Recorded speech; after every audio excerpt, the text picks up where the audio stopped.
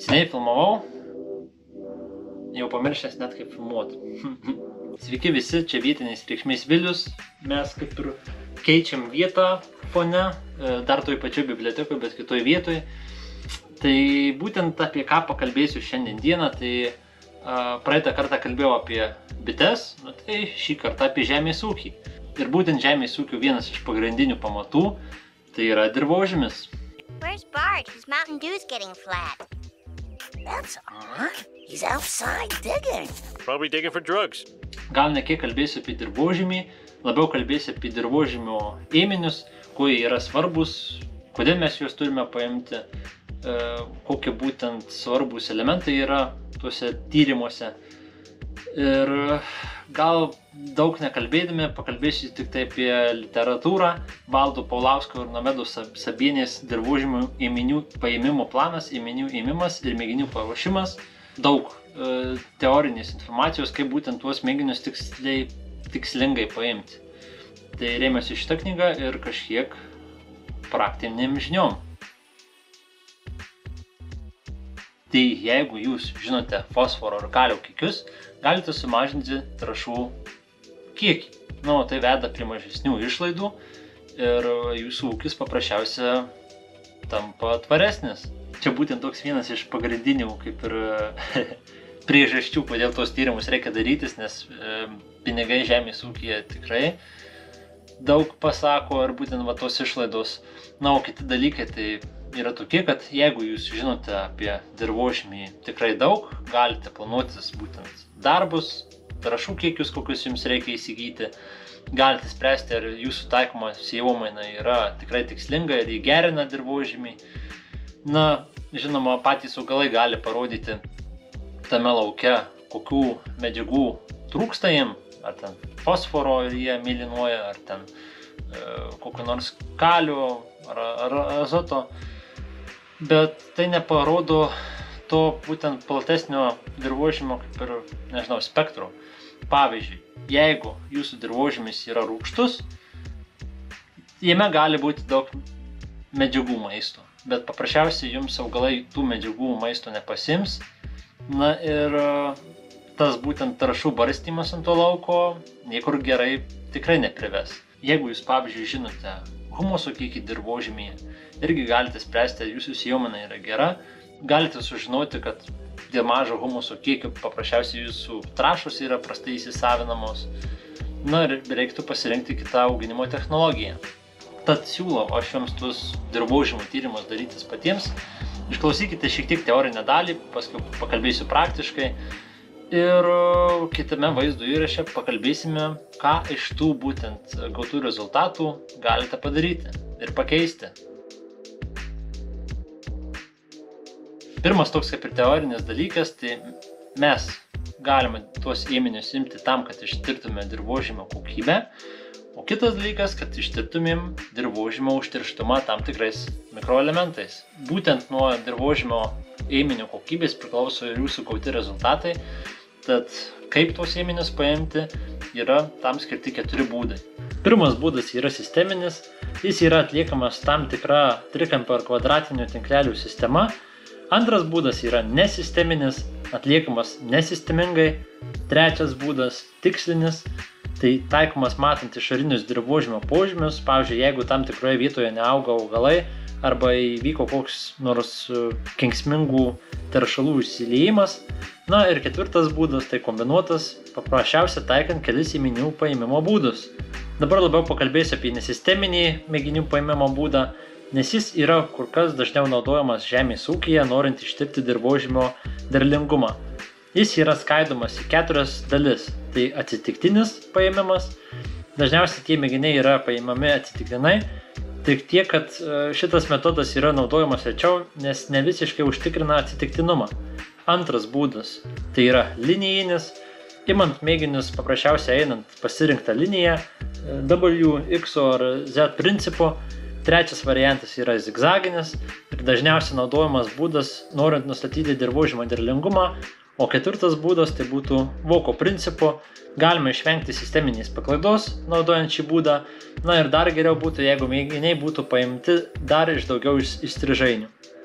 Ir štai, svarbiausias įrankis, turbūt po kastuvo agronomui, tai yra grąžtas. Su juo galite pasimti mėginius, jei turit kokį vamzdį ir mokat virint, tai galite tokį pasidaryti.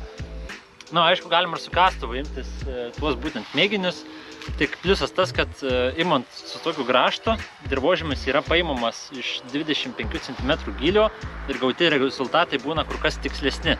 Dabar apie patį mėginių įmimą, tai patarčiau susirasti gerą orą. Tai pirmas dalykas, kada nėra vėjo ir kada nelyja, susirasti partnerį, kuris jums padės paimti tuos mėginius, na ir turėti laisvo laiko. Geriausia mėginius imti prieš sėją. Tai jeigu sėjimas vasarojus, mėginius imsit kovo ar balandžio mėnesį. Jeigu sėjami žieminiai kviečiai ar žieminiai rapsai, tai mėginius geriausia turbūt imti iškart po javapjūtės. Aš bent imu sudėtinį mėginį 3 hektarams. Dirvožemio pačio reikia nuo 500 iki 1000 gramų. Ir pats svarbiausias dalykas, tai dirvožemis turi būti paimtas toks, koks jis yra būdingas tam laukui. Ką aš noriu pasakyti, tai kad jeigu 3 hektarų plote yra daug sunkaus priemolio, tai iš tų vietų, kur sunkus priemolis yra, ir imkite mėginius. Jeigu kitam gale lauko yra smėlio, tai paprasčiausia iminys iš to smėlio iškreips jums duomenis ir patys rezultatai bus, gausis netikslus. Ir viskas galima imti tada tyrimą tą lauko. Aš bent mėgėjęs esu tyrimus imti voko principu. Tai daugmaž nuo lauko pradžios 10 metrų paeinu apytiksliai. Na ir visą perimetrą to lauko apeinu su grąžtu. O patį lauko centrą tai įstrižainim apeinu. Jeigu laukas yra trikapio formos, tai irgi viską apeinu perimetru, tik patį jau lauko centrą zigzagais paimu būtent tuos mėginius. Duriam, pasukiuojam. Ir viskas, ir gaunate būtent tokį mėginį, apie 25 cm. Pats svarbiausias būtent sluoksnis. Ir ką jūs turit padaryti, tai kaip ir minėjau, gerai su kolega paimti tyrimus, nes kolega gali paimti ir nuvalyti tą dirvožemį būtent į kokį indelį. Na čia jau ant žemės. Tai vat. Būtent paėmus dirvožemio tyrimą reikia išrinkti visas augalinės liekanas. Jeigu rasit kokį nors būtent akmenuką, tai jis irgi neturėtų ten būti, nes paprasčiausiai iškreipia duomenis visą tai. Ir jeigu jūs klausite, kaip žinoti, kurioje vietoje būtent pas jūs yra ten priesmėlis, kur priemolis, kur sunkus molis, tai galite labai paprastai rasti žis sistemoje būtent tos duomenis ir pagal tai pasimti savo dirvožemio mėginius. Kai turite jūs tą dirvožemį, jį svarbu homogenizuoti. Skamba sudėtingai šitas pavadinimas, kalbant būtent paprastą kalbą, tai paprasčiausia jūsų dirvožemis turi būti gerai labai sumaišytas. Dar pakartosiu, kad išrinktos visos organinės dalys, visi akmenukai. Na ir būtent nuo to dirvožemio sumaišymo kokybės priklausys ir jūsų gauti rezultatai. Žinoma, ir laboratorijoje tas homogenizavimas vyksta, ir ten vyksta dar visokie dirvožemio malimai ir džiovinimai. Aš apie tai gal geriau nekalbėsiu. Svarbiausia, kad jūsų dirvožemis surinktas keliauti į maišelį, maišelis būtų užrištas, uždėta etiketė, ir etiketės būtų parašyta, iš kurios būtent vietos ar lauko buvo paimtas tas jūsų dirvožemis. tą maišelį galite vežti į Lamcą, kuris yra Kaune Savanorių prospekte, jeigu gerai atsimenu.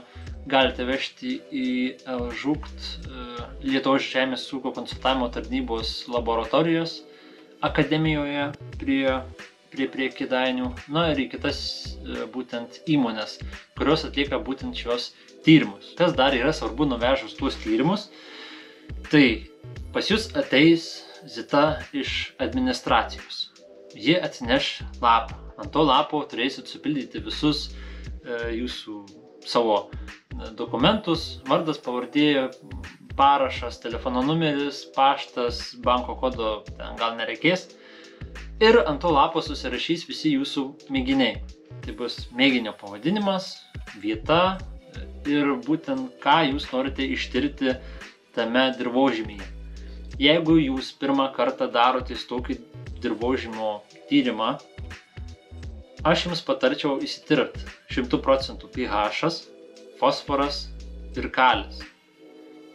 Galite tirtis fosforo ir kalį suminį kiekį, šitas tikrai pravers, ir galite tirtis humuso koncentraciją.